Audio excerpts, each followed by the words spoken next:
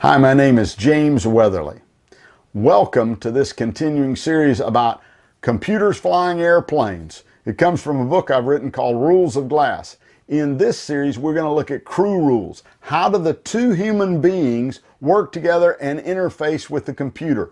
Watch and you'll find this extremely interesting in how we work together as a crew working with the computer. Enjoy these 9 rules next. Now, rule 1, someone has to fly the airplane. This probably seems so obvious to anyone who's never flown a highly automated glass cockpit that it might seem ridiculous. In the old days, there was no autopilot. You had to fly the airplane, and it was obvious. If you let go of the controls and the airplane was the least bit out of trim, you'd go way off, left, right, up, down. But now in these completely automated airplanes, the biggest danger is for the PF, that's an abbreviation for pilot, flying, to become the PNF, pilot not flying. That basically has how we sort out the duty. One pilot flies, one works the radio and the navigation system. But there has to be someone flying the airplane. You can be completely lulled asleep. These airplanes literally fly themselves. 747 could make a complete automatic landing.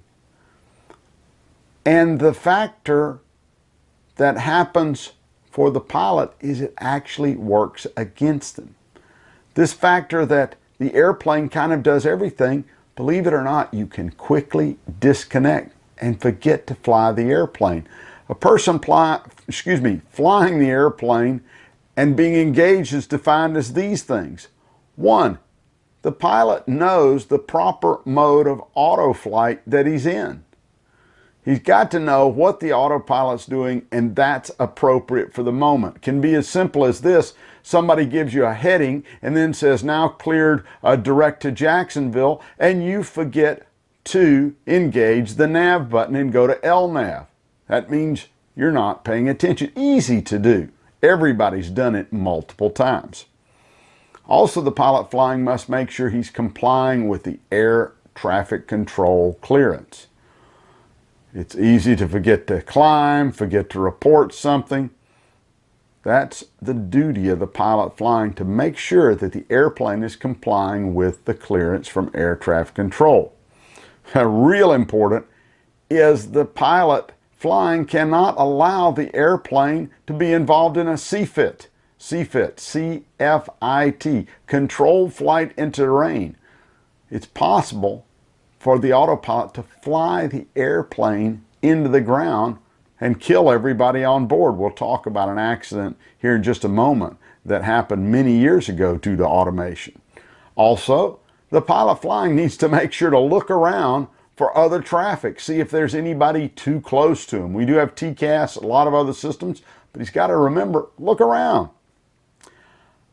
Next, the pilot flying has to fly the airplane and make sure you're in the proper airspeed and configuration. With auto throttles and autopilots, it's easy to get a little distracted, forget to put the flaps out, the leading edge devices, whatever your airplane is, and all of a sudden you're flying either too slow or too fast for the configuration. And lastly, the pilot needs to maintain overall situational awareness. He needs to know where he is. You have all these awesome maps and everything, but you got to know inside your head, where are you? If everything quits, where am I? What do I need to do? Can everything quit at once? Absolutely. Very recently on a flight, we're coming from the West Coast back to South Florida. The weather's horrible. We're approaching our minimum fuel to divert. We've already told the controller we're planning on potentially diverting. He tells us now we've got to hold. So we say, hey, we can make 2 laps in the hold, then we're going elsewhere for fuel. We enter the hole, make a right turn to the outbound leg, and boom, series of events happen. Both the autopilot and flight director are offline, unrecoverable, and we have to revert back to total absolute hand flying. Hey, it can happen at any time. Not something we normally have to do, but you better be ready. this equipment is possible to fail. Until a few years ago, this would have made no sense at all to the general public that a pilot could be lured away from flying the airplane by this automation. But now it's easy to understand. How many people do you see going down the road playing on their cell phone and not watching what they're doing? There's some huge percentage of accidents that are related to electronics. Same thing can happen to a pilot, easily distracted. It could be as simple as the pilot flying just saying, hey, just a second, I need to look this up on my iPad, because a lot of our navigational stuff is in the iPad. Or he can get down there and start punching away on the FMS. At that point in time, the pilot flying becomes a passenger. There is no pilot flying because his attention is subtly distracted. And the possibility of a catastrophe goes exponentially up because nobody's flying the airplane. Even before total automation of the glass era, there was a horrific crash in 1972 that exemplified how easy it is for the pilot to forget to fly the airplane. Before even the era of completely automated glass airplanes, there was a horrific accident in 1972 by a Lockheed L1011 operated by Eastern Airlines. It was inbound to Miami during a time when there was action by the Air Traffic Controller Union, and they were kind of short-staffed. Supervisors were manning the radar. They came into Miami, and then when they put the landing gear down, they could not get the green down and lock light for the nose gear. Well, they went around, and during the go-around, the captain instructed the first officer, who was the pilot flying, to engage the autopilot. As soon as they got leveled out at 2,000 feet, they started analyzing the problem. The flight engineer, third pilot, went down and started looking in the E&E compartment, which is down underneath the flight deck, to see if he could look through a little visual indicator hole, see if the nose gear was down and locked. While he left the flight deck, both the captain, who was the pilot flying, and the first officer started trying to get the bulbs out of the nose wheel green light. No one was flying the airplane. And when the captain moved, he accidentally bumped the control wheel.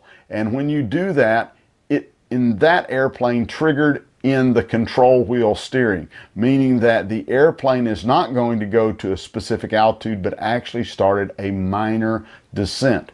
The crew never noticed that. And since the air traffic controllers were overloaded and they didn't call low altitude that time, he saw the airplane descending, but he wasn't sure what was going on. He just asked him, is everything okay? Yeah, we're working on the problem. He gives them a turn, and literally 3 seconds before they hit the ground, the co-pilot looks up and says, aren't we at 2,000 feet? 1,000, 2, 1,000, boom. The airplane under autopilot flew itself into the ground. A horrific tragedy because the pilot flying got distracted and did not monitor the automation.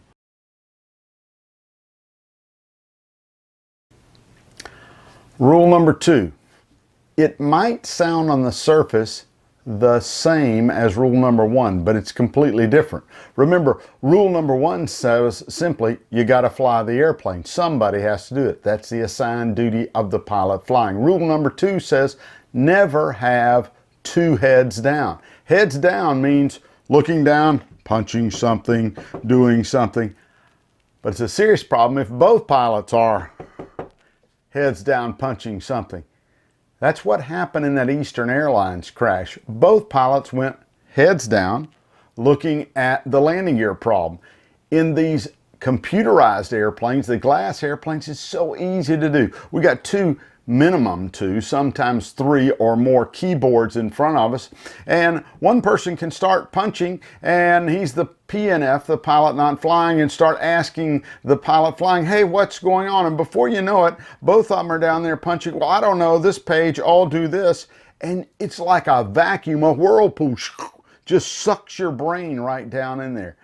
It's very easy to do. You have to guard against having two heads down during flight. It can happen during looking at maps. It can happen looking at iPads. It can happen particularly programming in the FMS or looking at the charts that are displayed in the airplane. What I do and suggest is whenever you're going to be, if you're the pilot not flying, advise the pilot flying, hey, I'm heads down, I'm working on this. Sometimes like when we clear the runway and then we've got to do the after landing checklist, you're oftentimes completely heads down, not watching a critical phase of flight. So one pilot will tell the other, hey, look, just while I get this after landing, I'm heads down.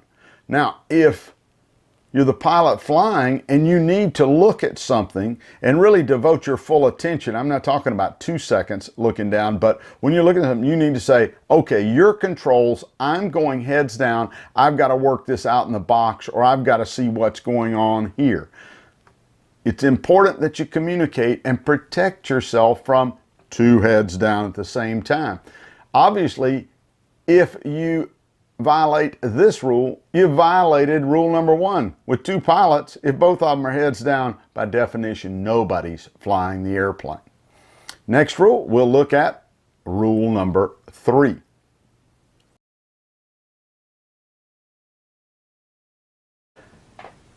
Let's talk about rule number 3 now.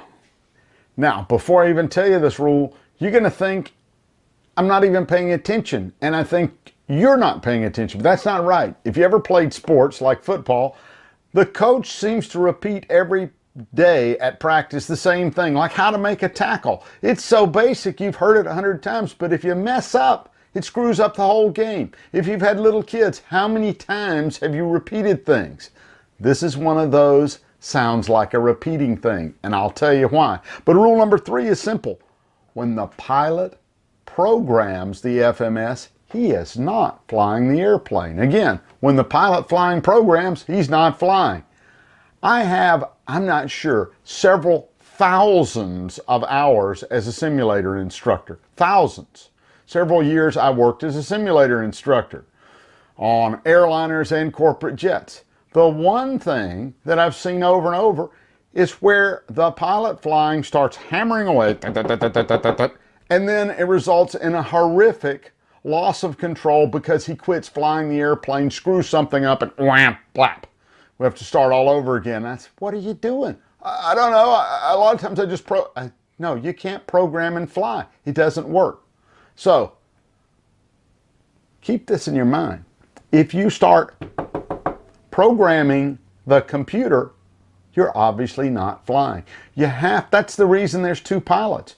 There's a pilot not flying. He's the one that should do the massive amount of the programming in flight.